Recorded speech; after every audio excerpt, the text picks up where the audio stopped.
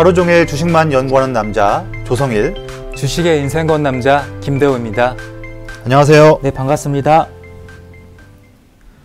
네, 지난주 금요일에 미국과 이란에 좀 불미스러운 이벤트가 생기면서 오늘까지도 국내 주식시장이 매우 좀 어려운 모습을 보이고 있습니다. 그래서 오늘 이 시간에는 이번 사태에 대해서 설명을 좀 드리고 향후 전망될 수 있는 그런 정세에 대해서 말씀드리면서 최근 일주일 사이에 해외와 국내 주식시장과 다양한 그런 지표들에 대해서 어떤 변화가 있었으며 향후 우리는 어떻게 대응을 해야 되는지 이런 부분들을 차례차례 좀 말씀을 드리겠습니다. 오늘 영상 보시면서 내용에 도움되시는 분들은 저희 채널 구독해 주시고요. 좋아요도 눌러주시고 알림도 설정해 주시면 감사하겠습니다. 먼저 이번 사태에 대해서 설명을 간략하게 말씀드리겠습니다. 화면 보시면요. 지난 금요일에 이란의 전쟁 영웅으로 불리는 솔레이마니 사령관이 사망을 했고요. 그래서 사실 그동안 이 사령관은 많은 이제 전쟁터에서 공적을 세웠지만 특히 또 최근에는 이란 내에서 그 IS에 대항해서 조국을 수호한 사람으로서 평가받으면서 사실 이제 호메이니 그 이제 종교 지도자 다음으로 사실상 권력 넘버 2의 그런 지위를 차지하던 매우 그런 신망받는 사람이었습니다. 그 사람이 이제 이번에 죽게 된 상황이고요. 사실 미국과 이란의 관계는 2018년 여름에 미국이 일방적으로 트럼프가 이란 핵 합의를 탈퇴하면서 긴장이 더 커졌던 부분이 있었습니다. 그래서 최근 1년 반 동안 작년 여름에도 또 한번 티격태격했었던 그런 부분이 있었고요. 그래서 이번에 이제 솔레이마니가 사망하면서 이란은 순교자 복수의 상징인 붉은 깃발을 이란 주요 사원에 개항하면서 미국의 복수를 하자는 강경한 의지를 표출하는 모습을 볼 수 있었습니다. 그 다음에 이란 최고 지도자가 이제 군사 대응을 공언하면서 미국 군사 시설에 대해서 우리가 보복을 하겠다라고 공언했던 부분도 있었습니다. 또 최근에 지금 화면 보는 것처럼 솔레이마니 장례식 때 이렇게 수많은 그런 분노에 끌어있는 인파들이 이렇게 그의 죽음을 애도하는 모습을 보였던 흐름이 있었고요. 결국에는 오늘 아침에 이란이 이라크에 있는 미국의 군사시설을 기지를 탄도미사일 12발을 발사하면서 공격을 감행했던 이슈가 있었고 이것 때문에 오늘 우리나라 주식시장이 매우 큰 어려움을 겪었던 상황입니다.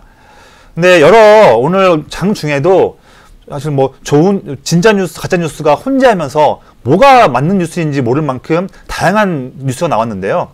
우선 CNN에서는요, 이란의 공격으로 말미암아 미국의 사상자는 그래도 없다라고 하면서 미국인이 아마 없는 곳에 미사일이 떨어진 것이 아니냐라는 그런 내용이 나왔었고요. 또 어느 내용으로는 봤을 때는 오늘 이란의 그런 미사일 발사 3시간 반 전에 이미 미국은 알고 있었다. 그래서 충분히 이라크에 있는 미국 군인들이 대비할 수 있는 시간이 있었다. 그래서 지하 벙커에 있었다라는 그런 내용도 나오고 있습니다. 그래서 근데 그 이후에 오늘 또 우리 오후장 때 시간대에는 또 이란의 국영 방송이 우리가 미사일을 발사해서 미국인들이 80명 사망했다는 내용도 나오고 있습니다. 그래서 CNN이든 이란 쪽이든 어느 뉴스가 맞는 뉴스인지는 시간이 더 지나봐야 알겠지만 이것 때문에 오늘 우리나라 시장은 매우 힘들었던 흐름을 좀 보였습니다. 대호 전문가님, 예. 우리가 물론 이제 정치 전문가가 아니기 때문에 또 앞으로 있는 일을 100% 맞출 수는 없겠지만 네. 그래도 전문가님 시각으로 봤었을 때 향후 좀 전망되는 그런 정세는 어떤지에 대해서 말씀을 해주시면 좋을 것 같아요. 네, 조금 우려스럽죠. 네. 우려스러운 일이지만요. 네. 그렇게 크게 놀랄 일은 아니다. 얼마든지 예. 예측이 가능했던 상황이었다. 네. 저는 좀 그렇게 말씀드립니다. 이란은 과거에 이제 부시 대통령이 3대 악의 축으로 지정을 했잖아요. 북한이랑 이란이랑 이라크를요. 네. 예, 이렇게 했기 때문에 끊임없이 갈등이 있었고 네. 이번에 그냥 갈등이 조금 고조됐다. 저는 그렇게 좀 설명드립니다. 네, 화면 보면서 설명드리자면요. 네, 전문가님이 말씀하신 것처럼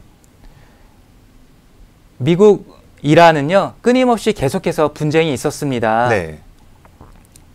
앞으로의 이제 금융시장은요, 크게 시나리오 3가지 단계로 그렇게 예상이 됩니다. 추가적인 무력 충돌 없이 외교전으로 이행된다라면은 이제 주가는 계속해서 오름세가 지속될 것으로 예상되고요. 이제 간헐적인 국지전이 계속해서 발생된다. 시장의 소음으로 작용되면서 그렇게 된다라면은 추가적인 큰 낙폭보다는 어떻게 상단을 좀 제한하는 그런 모습으로 나타날 수 있다. 네네. 그렇게 말씀드리고요. 마지막으로 이제 가장 안 좋은 케이스겠죠. 미국과 이란하고 이제 본격적인 물리적 충돌이 격화되는 그런 양상이 나타나게 된다라면요. 금융시장은 충격을 받을 수밖에 없습니다. 그래서 단기적으로는 큰 충격을 받을 수밖에 없어서 한 1900포인트 정도로 그렇게 하단을 예상이 된다. 네네. 그렇게 말씀드립니다. 그 1900포인트라고 하는 것은 저희가 늘 금융위기가 왔을 때마다 2008년 서브프라임이 왔었고 미중 무역 분쟁으로 최저점을 경신했잖아요. 네네. 그때의 그 PBR 최저점, 락바텀, 단단한 바닥의 영역인 1900포인트 정도로 될 것이다. 네네. 그렇게 좀 예상되고요.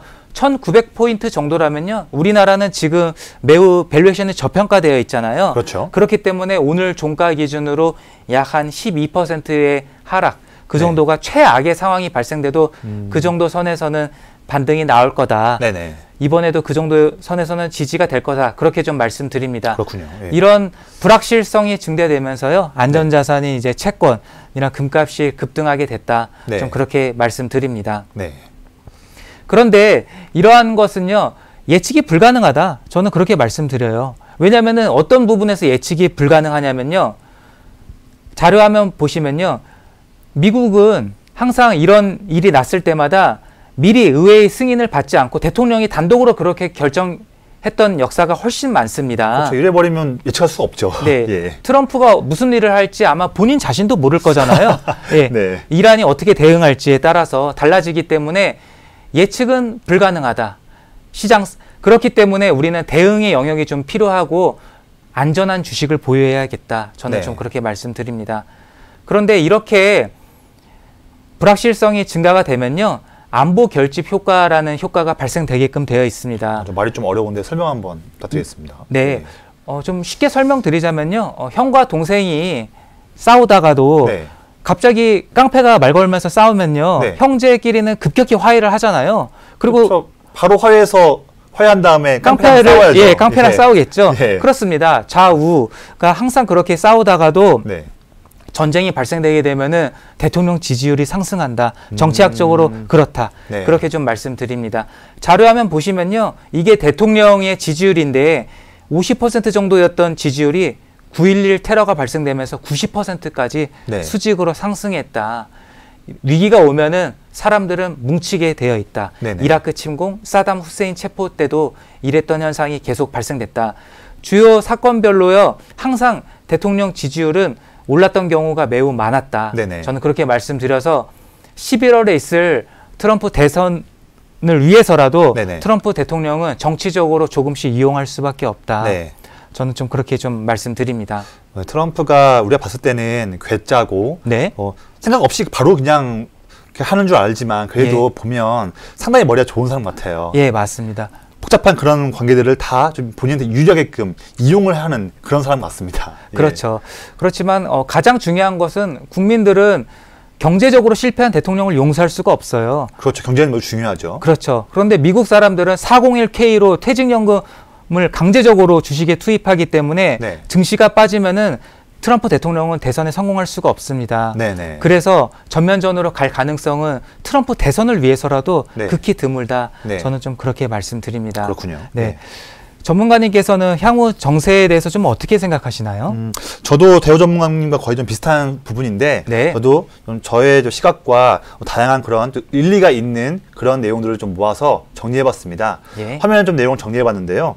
아까 제가 사진에서 말씀드렸지만 이번에 그 솔레이마니 장례식 때 상당히 많은 그런 분노한 인파들이 많이 있었지 않습니까? 예. 그래서 이란 정권은요 그런 국민들의 추모 분위기를 자신들을 향한 지지로 돌려놓고 싶은 그런 부분도 있을 겁니다. 네. 그렇기 때문에 어떤 식으로든 이란은 미국에게 대응을 했어야만 하는 그런 부분이 있습니다. 예. 네, 그래서 이런 부분도 있고 또 하나가 뭐냐면 이번에 솔레이마니가 사망하면서 바로 다음 또 후계자가 이제 세워진 걸로 좀 알고 있거든요. 예. 근데 제가 물론 정치적인 부분에서 그런 부분은 잘 모르지만 네. 봤을 때 사실 솔레이마니가 거의 뭐 전쟁 영웅이라고 추앙받던 사람인데 그렇죠. 후계자가 나왔다 하더라도 과연 그 사람보다 얼마만큼 카리스마 있게 그런 어려운 그런 분열된 그런 것들을 다 잡을 수 있을지 그런 부분은 분명히 좀 의문의 여지가 있거든요. 네. 그래서 시아파 내부에서도요 분명히 이번에 이란이 솔레이마니 사망에 관련해서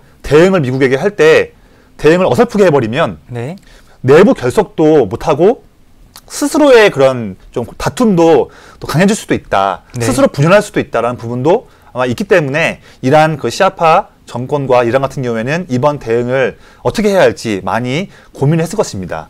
그 중에 하나가 이제 오늘 아침에 이라크에 있는 미군 기지를 미사일을 발사를 한 부분인데요. 네. 이란은 또 골머리가 아픕니다. 왜냐면요. 예. 대응을 해야겠는데 대응의 수위를 놓고 고민을 하는 것이죠. 그렇죠. 만약에 이제 화면을 제가 지금 나타난 것처럼 이번 대응을 했을 때 만약 미국의 군인 뭐 사망자가 나오거나 또는 미국 민간인을 대해서 피해를 줘버리면 네. 그때 미국은 어떤 반응을 할지 이란은 당연히 고민하게 되죠. 예. 근데 이란 같은 경우에는 미국하고 구사력에서 게임을 할 수가 없는 그런 수준인데 그렇죠. 과연 제가 이란과 미국 각각의 입장에 대해서 한번 말씀드리겠습니다. 우선 이란 같은 경우는요. 그 79년에 이제 팔레비 왕조가 이제 폐해되고 나서 네. 지난 40년, 50년 동안 정책들을 참 이상하게 해가지고요. 예. 주변에 친한 힘 있는 나라가 없습니다. 네. 본인밖에 없어요. 예. 예. 세력이 안타깝네요. 없습니다. 네. 예. 특히 지금 기사 나온 것처럼 작년 12월 달에 같이 이제 합동 훈련을 했었던 그런 중국과 러시아도요. 이번 미국이 이제 군사력을 더 중동 쪽에다가 더 증파를 하니까 그런 것 때문에 꽁무니를 또 내뺀 그런 네. 부분도 있었거든요. 예. 이란은 혼자 싸워야 됩니다. 아, 그렇죠. 예. 네. 그리고 항상 이란이 이렇게 본인에게 불리한 게 있었을 때에 본인들 이제 원유를 생산하고 하니까 그런 부분을 이용해서 지금 지도에 나온 것처럼 이렇게 호르무즈 해협을 봉쇄하는 그런 부분으로 인해서 이라크와 사우디와 아랍에미리트에서 생산되는 그런 원유가 이제 이 해협으로 전 세계 원유 해상 운송의 20%를 차지하는데 여기를 무력으로 봉쇄하는 그런 부분으로 이제 유가를 급등시켰던 그런 이슈가 있었는데 네. 이제는 이것도 실행했을 때 효과가 그렇게 크지 않습니다. 예. 왜냐면요. 과거와는 다르게 이제 미국 세계 오일의 패권은 미국으로 넘어간 지가 이제 오래입니다. 그렇죠. 그리고 되고 지금 미국 셰일가스가 이제 신규로 과거에도 있는 게 있지만 최근에도 신규로 이제 구착한 그런 유정의 그런 BEP 유가 수준이 50에서 55달러 수준입니다. 네. 오늘은 62달러 지금 수준하고 있죠. 예. 이렇게 BEP보다 훨씬 더 높은 유가 수준, 뭐 60이든 70이든 이렇게 유가 수준이 오랫동안 머무를수록 미국 기업들은요. 웃음 지었을 수도 있는 거죠. 아, 그렇죠. 예, 유가가 고유가를 올라가- 즐길 수도 있는 거죠. 수익이 예. 나니까요. 네. 물론 여기서는 물론 이제 유가가 급등하면 미국 내에 물가가 이제 더 올라갈 수 있는 부분도 있고 도산을 해야 할 미국 셰일 기업들 한계 기업들이 좀 좀비처럼 더 살아남을 수 있는 그런 좀 아쉬운 부분은 있겠지만 어쨌든 전반적으로 봤을 때 고유가가 미국에게 나쁘다 볼 수는 없습니다. 네. 왜냐하면 미국은 또 수입도 하지만 물론 특히 이제는 수출도 많이 하기 때문에 그렇죠. 그런 부분도 있는 것이죠. 또 중요한 건 뭐냐면요. 이란이 만약에 강하게 나간다. 네. 호르무즈 해협도 봉쇄하고 전면전 나간다 해버리면 이제는 중국도 가만히 있지 않을 겁니다. 왜냐하면 중국이 이제 2017년 이래로 세계 원유 수입량의 1위를 중국이 차지하고 있습니다. 네. 그런데 작년 이제 가을부터 해서 중국 내부에서도 아프리카 돼지열병이 이제 창궐 하면서 현재 지금 중국 소비자 물가 지수가 크게 급등하는 부분이 있거든요. 네. 보면 부담이 심합니다. 근데 중국은 이제 미중 무역 분쟁으로 인해서 경기 하강을 이제 막아야 되는 부분이 있다 보니까 내수 부양을 지금 강하게 하고 있는데 그런 상황에서 올바른 수요가 증가해서 늘어나고 있는 물가 상승이 아니라 이렇게 외부 이슈 때문에 물가 상승이 또 오랫동안 이어져 버리면 중국으로서는 좋을 게 없거든요. 그러면 유가가 내내 급등한 상황이 이어지게 돼버리면 지금은 중국이 뭐 꽁무니를 내뺀다는 그런 모습을 나오고 있지만 오랫동안 수수방관 하지 있지는 않을 것입니다. 네. 이란에게도 뭔가를 하겠죠. 그렇죠. 중재를 하거나 이런 부분이 있다 보니까 이란 입장에서도 전면적으로 갈 수 있는 그런 카드의 그런 경우의 수는 많지 않다라는 모습을 드리고 있고요. 미국 입장에서 말씀드리면 미국 내부에서 전쟁에 대한 피로감이 이제 쌓이게 돼버리면요. 물론 트럼프의 이제 안보 결집 효과 때문에 지지율이 올라갈 수도 있겠지만 이게 꼭 트럼프가 대선 승리를 할 수 있다는 장담까지 이어질 수는 없을 수도 있습니다. 네. 그래서 이런 부분도 있고 과거에 이제 민주당의 이제 후보 중에서 조 바이든 후보가 있는데 이 후보 내역을 봤더니 2011년에 이란을 제재하는 부분, 그리고 2015년에 이란 핵 합의의 이벤트 있었을 때 이때 주된 역할을 했었다고 내용이 알려져 있어요. 그래서 네. 아마 전쟁이 나거나 또는 전면전이 이어지게 돼버리면 이제 이란 리스크 때문에 국민들이 이제 불안했을 때 네. 바이든 후보 같은 경우는 과거에 자기의 대이란에 대한 이력들을 말하면서 트럼프가 이렇게 하니까 우리 지금 다 힘들지 않냐. 예. 내가 이란 리스크를 당선되면 잘 중재해보겠다. 이런 식으로 어필하면서 트럼프의 지지율을 갉아먹을 수도 있는 그런 부분도 시나리오를 볼 수 있습니다. 네. 트럼프에게는 좋은 내용은 아닌 거죠, 이게요. 네, 그렇죠.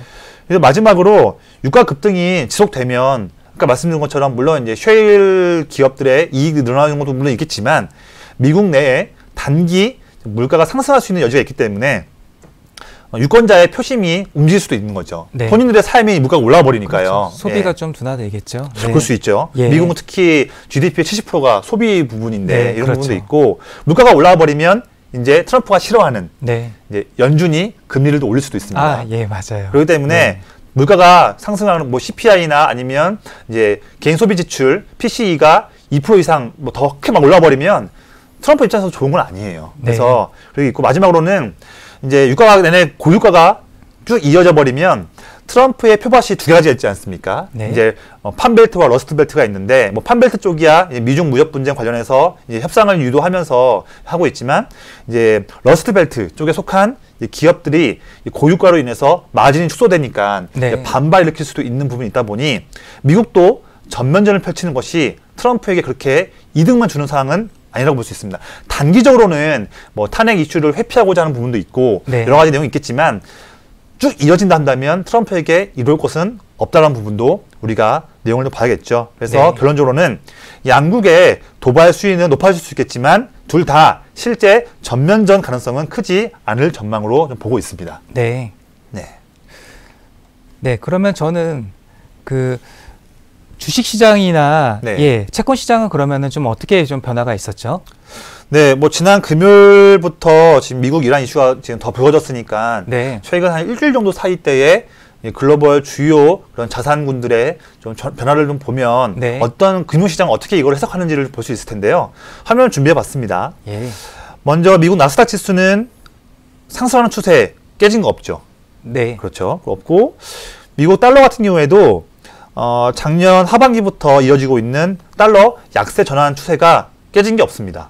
네, 그리고 없고 또 미국 국채 10년물도 잠깐 가격이 올라갔지만 다시 또 반등 나오면서 미국 국채도 가격도 다시 또 빠지고 있는 부분도 볼 수 있을 것 같고요. 네. 오로지 이제 금만 정고점을 돌파하면서 이제 안전자산의 대표격인 금만 이제 고점을 또 갱신하고 있는 부분이 있고요. 네. 또 그 외적으로 봤을 때 이제 가장 중요한 유가 있지 않습니까? 네. WTI도 예, 오늘 이슈 때문에 급등했다가 다시 또 오늘 장중에 또 내려가더라고요, 또. 예. 그래서 유가가 65달러 이상 더 뚫지는 않고 있는 모습을 볼 수 있고요. 시카고 선물가로서에 이제 상장되어 있는 이제 S&P 500의 변동성 지수 관련해서 봤을 때 이 빅스 지수도 장중에 크게 올랐다가 다시 또 내려오는 모습을 볼 수 있었고 또 마지막으로 오늘 우리나라 시간 장중에 열렸던 미국 S&P 500 시간외 선물 봤을 때 오늘 오전 전까지는 마이너스 1.9% 빠지면서 내려갔지만 또 우리나라 오후 장중 시간대 보면 또 반등을 또 하고 있습니다. 네. 왜냐하면 또 미국인들 사상자가 또 없었다는 내용도 나오고 있었고 또 내일 아침 되면 트럼프가 또 기자회견을 하겠다는 부분이 있다 보니까 미국 시장에서는 결국에는 큰 뭐 리스크가 지금 없는 상황이거든요. 예. 이런 거 봤을 때 금융시장은 미국과 이란에 대한 이슈에 있을 때 크게 민감하게 받아들이지는 않고 있다는 모습을 좀 지금까지는 볼 수가 있겠습니다. 네. 대호 전문가님께서도 그러면 우리나라 국내 주식시장 네. 흐름 봤을 때 최근에 좀 어떤 흐름이 또 있었고 우리나라는 어떻게 좀 반응하고 있는지 네. 그런 부분들하고 또 향후 좀 대응 전략은 또 어떻게 가져갈지 이런 부분들 말씀해 주시면 우리 시청자분들께서 보실 때 매우 큰 좀 도움 되실 수 있을 것 같아요. 네. 안타깝게도 우리나라는 회복이 좀 덜하다. 좀 그렇게 좀, 그런가요? 예, 좀 말씀드립니다. 미국이 기침을 하면은 우리나라는 폐렴 걸린다는 말이 있습니다. 네. 네, 우리나라가 대외에 무역 의존도가 높기 때문에 그렇게 좀 취약하다. 좀 그렇게 말씀드립니다. 화면 보면서 계속 설명드리자면요. 그렇지만 전반적으로 시장은 낙폭을 좀 축소했다 말씀드립니다.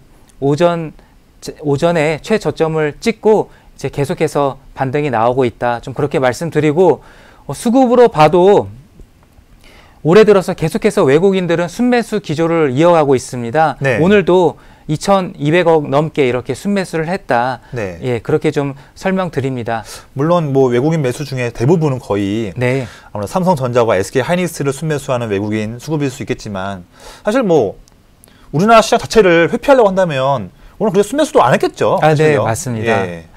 그리고 여태껏 성공했던 투자 전략을 보면요. 이런 지정학적 리스크가 발생됐을 때 보유하고 있는 게 좋다. 그렇게 말씀드립니다. 네. 저는 우리 시청자 여러분들께 막연한 희망만을 드리진 않습니다. 네. 근거를 보여드려야 되겠죠. 통계적인 데이터가 있습니다. 화면 보면서 설명을 좀 드리자면요. 지정학적 리스크는 특별한 일이 아닙니다. 계속해서 늘 발생됐었고 주식시장은 언제나 기대 요인과 불안 요인이 공존하는 곳이다. 그렇게 말씀드립니다. 걸프 전쟁이죠. 걸프 전쟁이 발생되었을 때 17%나 최대 낙폭이 나왔습니다. 네. 보통에 이렇게 가로 표시가 된 것은 의무의 영역을 나타나는 것이죠. 재무제표에 보통 이렇게 되어 있잖아요. 네네. 예, 마이너스 17% 최대 폭락이 나왔는데요. 한 달만 지나니까 마이너스 12%로 회복을 됐고 1년이 지나면은 오히려 플러스 8.1%로 이렇게 수익권으로 돌아선다 말씀드립니다. 네. 9.11 테러일 때 우리나라 코스피가 매우 큰 충격을 받았는데요. 거의 전 종목 하한가로 시작했잖아요. 네. 그렇지만 15% 정도 최대 낙폭으로 그쳤고요. 한 달 만에 3.7% 마이너스 3.7%까지 회복을 했다. 네. 지정학적 리스크가 발생되면은 금융시장은 매우 빠른 회복을 나타낸다. 그렇게 네. 좀 말씀드립니다. 우리가 돈을 벌려면 돈을 벌었던 투자의 현인들의 어떻게 대처했는지 봐야 될 텐데요. 네. 전쟁이 났을 때 오히려 주식을 사 모았던 박앤헌터죠. 존 템플턴 경은 이런 말을 했습니다. 시장이 패닉에 절대 즉각적으로 행동하지 마라. 팔아야 할 시점은 시장이 추락할 때가 아니다. 그렇게 말씀드립니다. 네. 시장이 언제나 추락을 하고 변동성이 커질 수는 있겠지만 장기적으로 우상향한다는 것은 변함이 없습니다. 그렇기 때문에 이런 단계적인 충격에 큰 손실로 시장을 떠나시지 않기를 그렇게 좀 저는 권유해 드리고 있습니다. 네, 저희 방송 보시고 도움이 되셨다면요. 예, 좋아요와 구독, 알림 꼭 좀 부탁드리겠습니다. 금융시장엔 이런 말이 있습니다. 존 템플턴은 가장 비싼 말이 이번은 다를 것이다 라고 하였습니다. 늘 위기는 다른 모습으로 찾아오기 때문에 공포스럽고 두렵지만 이번에도 똑같습니다. 금융시장은 반드시 회복되니까 주식 보유하는 전략이 유효하다. 저는 좀 그렇게 말씀드리겠습니다. 네, 이것으로 마치겠습니다. 감사합니다.